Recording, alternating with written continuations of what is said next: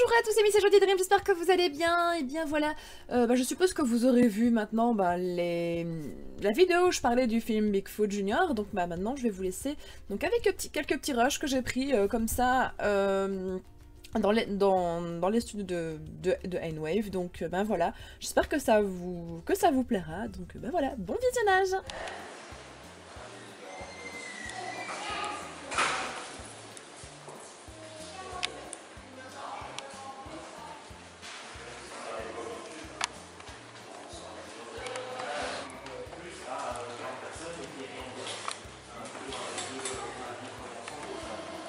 C'est les lunettes sur le filtre. Nous on est en mode série 3D. Il y a l'UGC. Vous avez un peu expliqué Ben un peu notre expérience sur la 3D et tout ça. Moi j'aime bien Zora. Dans le premier jet, il a quand même gardé le t-shirt avec une fusée, il a quand même gardé la veste rouge, son côté un peu long et filiforme. Et par contre, Bigfoot, on était parti dans un truc complètement... Ah oui, un vrai Bigfoot. Ouais, je l'avais même... Enfin, moi, je suis pas mal d'inspiration bande dessinée aussi, et donc c'est vrai que j'ai été un peu cherché dans les héros de mon enfance, de la BD. Et je suis un peu parti sur des délires en regardant l'Enfeust, le troll Ebus dans la BD de l'Enfeust, je sais pas si vous voyez. Ah, je connais. Alors comme dans l'histoire, bon du coup Bigfoot est censé avoir passé plus d'une dizaine d'années dans la forêt, j'avais habillé avec des carcasses d'animaux et tout, des feuilles mortes, et puis ils m'ont fait des traits de calmer. Déjà au niveau effets spéciaux c'est super difficile à faire. Et puis comme le disait Jérémy, c'est vrai que le film raconte plus l'histoire entre un père et son fils plutôt qu'entre une bête et un petit garçon. Par contre, il a quand même gardé un peu la toison brune-rousse du troll Ebus dans la bande dessinée.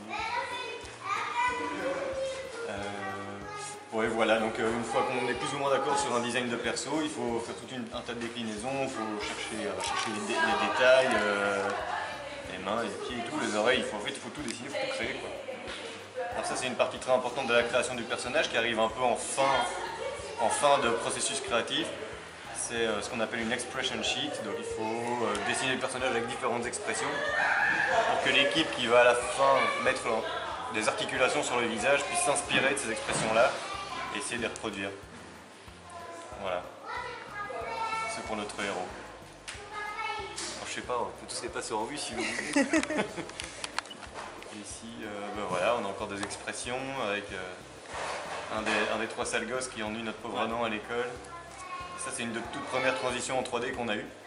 On était super content du résultat. La 3D colle super bien en dessin 2D.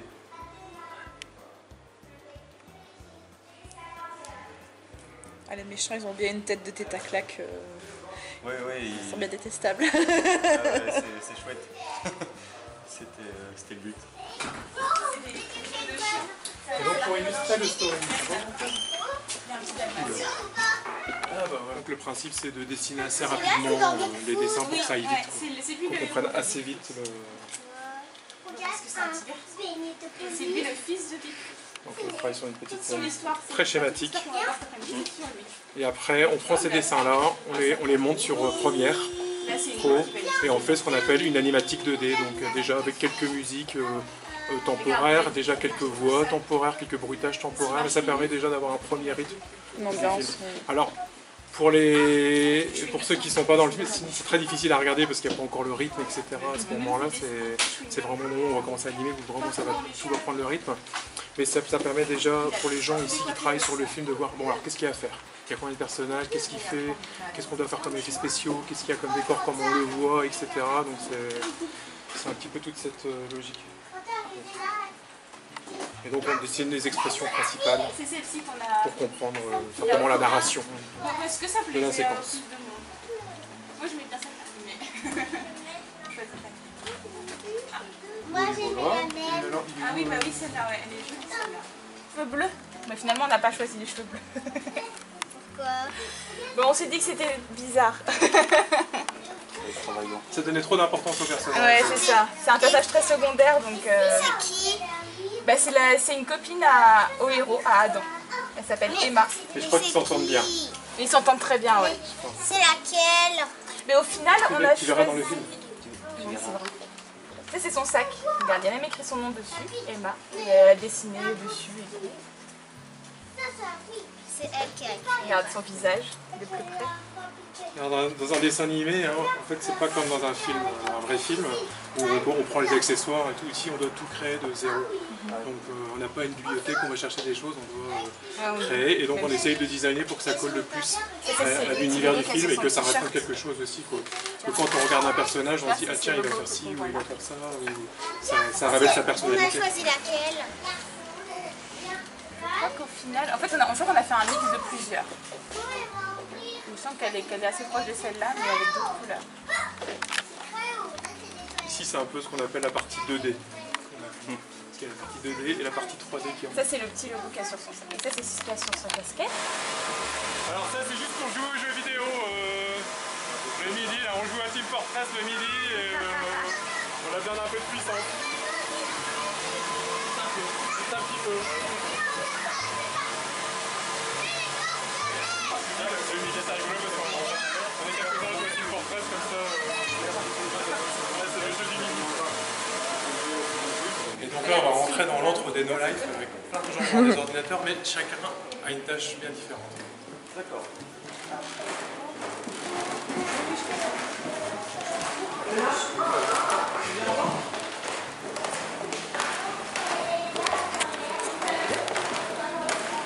Pour faire un film comme Son of the Food, une centaine d'artistes chacun faire différentes choses. Donc tout est un petit peu séparé en départements. Donc au tout début il y a le département modeling, décor, donc modéliser les décors et modeling caractère. Et ça se passe de l'autre côté, ça se passe par là.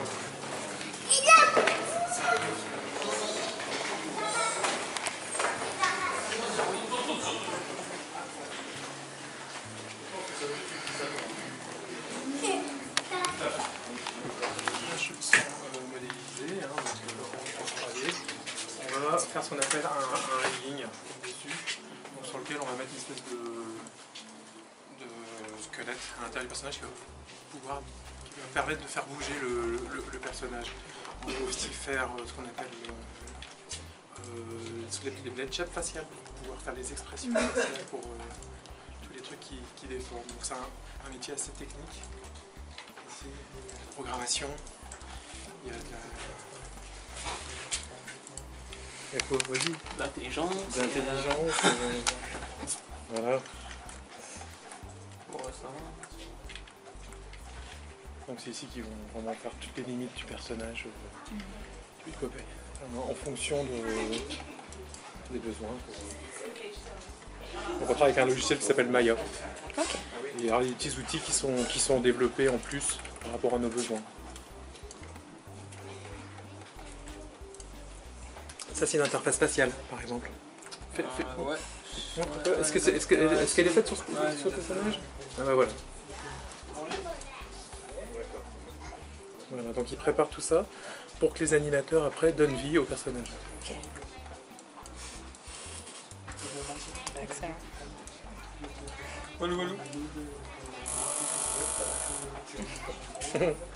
Bon, voilà. Donc ça c'est le département caractère. Eux, vraiment, c'est les animateurs, ceux qui vont donner vie au personnage, qui vont donner la personnalité au personnage. C'est vraiment... That's cool.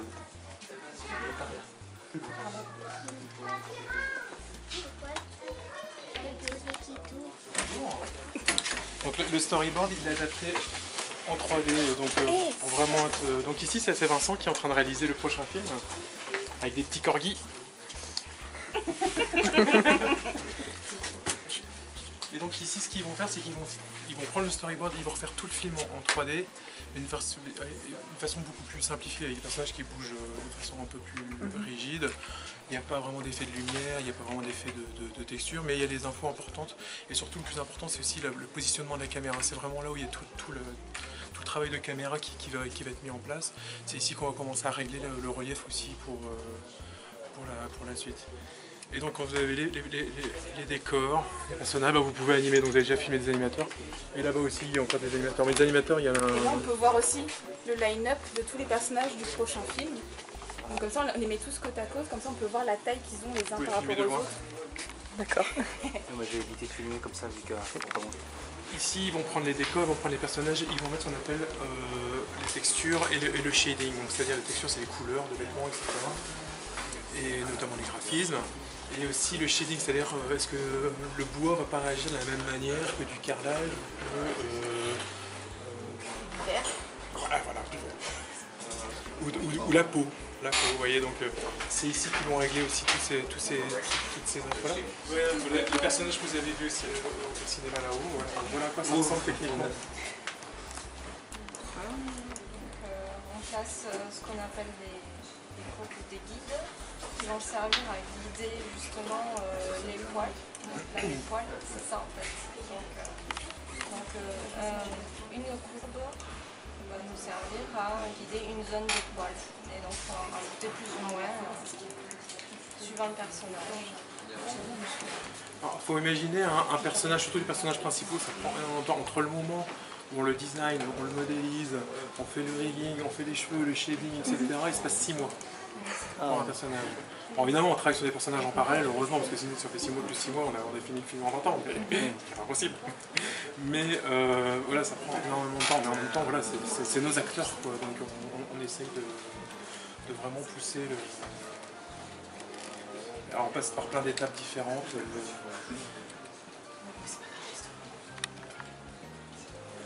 Et ce qu'ils font, c'est qu'ils travaillent aussi main dans la main avec le département dont je vous parlais tout à l'heure, c'est le département caractère FX, qui eux vont faire les simulations pour que les poils bougent bien, etc.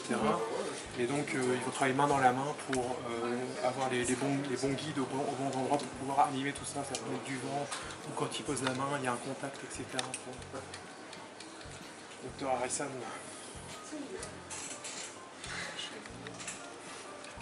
Shelly.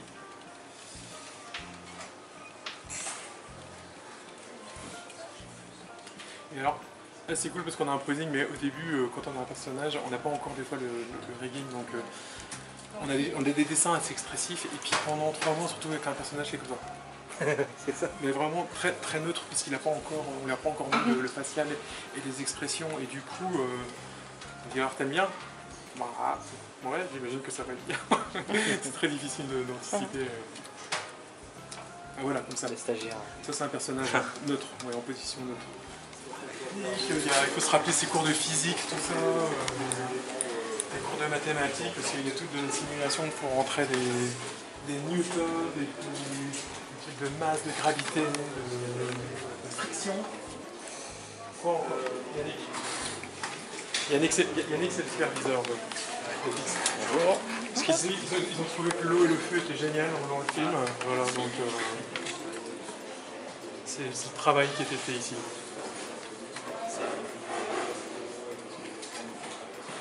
Tu mets juste une vidéo comme ça? Je sais pas, oui. En fait, c'est bien. Comment on travaille, mais les fixes, le problème c'est que c'est très long, très lourd. Ouais. Donc c'est pas visuellement, c'est pas. Ça, c'est aussi un truc qui bouffe de la pizza là-haut, là, dans les boîtes à pizza. Là, les processus de simulation sont très très longs. Hein. Ouais, plusieurs heures de calcul. C'est quoi les plus gros trucs?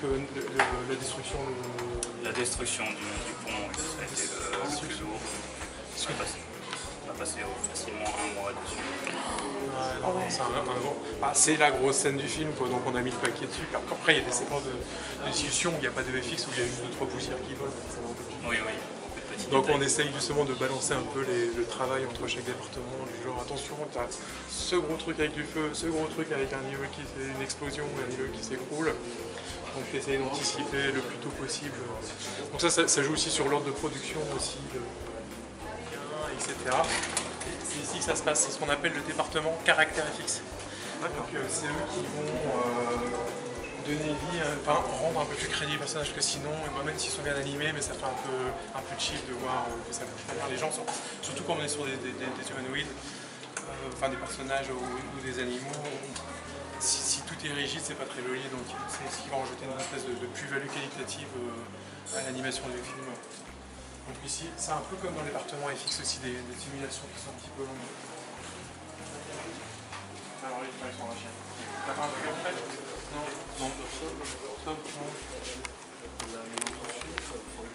Non, c'est pas. Effectivement, oui. Voilà, ça c'est le bêtisier caractéristique ça. Et puis évidemment ils se chambrent entre eux quand il y en a qui a fait un shot qui était pour...